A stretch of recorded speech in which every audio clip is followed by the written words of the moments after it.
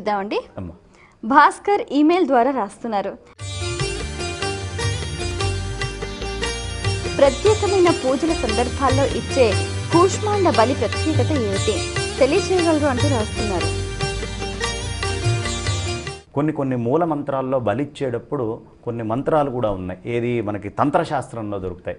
హర హర హన హన దహ దహ పచ పచ తాడయ తాడయ ఆకర్షయ ఆకర్షయ విద్వేషయ విద్వేషయ స్తంభయ స్తంభయ మోహయ మోహయోచ్చాటయ ఉచ్చాటయ.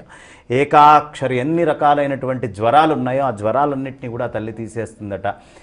ఆ జ్వరాలన్నీ కూడా పక్కన పెట్టేసిన తర్వాత శత్రుకరచ్ఛేదిని శత్రుమాంసభక్షిణి, మనకి ఎవరైతే హాని చెయ్యాలనుకుంటున్నారో హాని చేసే దశలోనే వాళ్ళ శక్తిని తుంచేస్తుందట.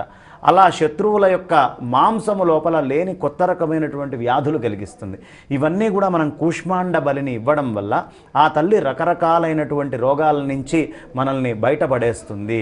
శత్రుకరచ్ఛేదిని శత్రుమాంసభక్షిణి ఐకాహిక జ్వర ద్వ్యాహిక జ్వర త్ర్యాహిక జ్వర చాతుర్ధిక జ్వర పక్షజ్వర మాసజ్వర షాన్మాసిక జ్వర సర్వజ్వరాలాపిని, అన్ని జ్వరాల నుంచి దూరం చేస్తుంది.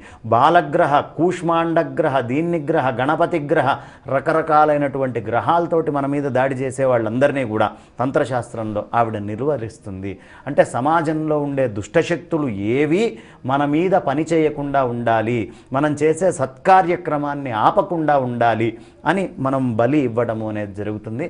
అది బలి ఇవ్వడం వల్ల దుష్కార్యక్రమాలు దుష్టబుద్ధి కలిగిన వాళ్ళు దూరం అవుతారు.